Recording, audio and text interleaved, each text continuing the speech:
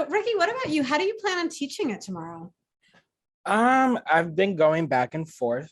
I think I'll share my account just to kind of introduce it, but it also will be different for different grades. So I teach sixth grade US history and then 10th grade US history. So I think for the sixth graders, I'll tell my account, we might watch CNN 10 because I know they'll do a big thing about it, and that's appropriate for sixth graders, especially since it's only going to be the second time I've met them.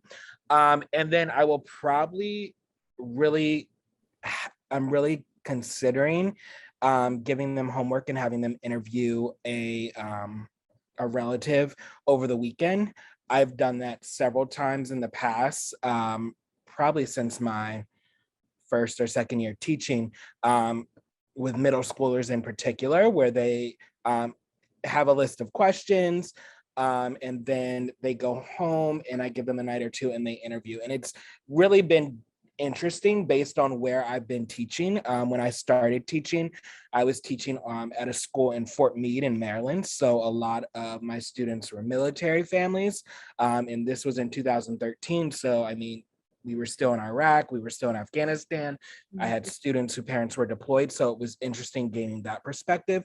And then when I moved to the DC area, you had my school in Arlington was 5 minutes from the Pentagon. So you had a perspective there of families who were right in that neighborhood during the time. So it's been very interesting.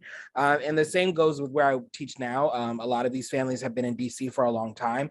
And know exactly where they were on 9/11 and were in this area. So I am really strongly considering going back to the interview this year for all of my classes, just to have that perspective. And it's a good way to start the year because we talk about what is a primary and what is a secondary source and things like that. And just being able to get those perspectives, I think would be good.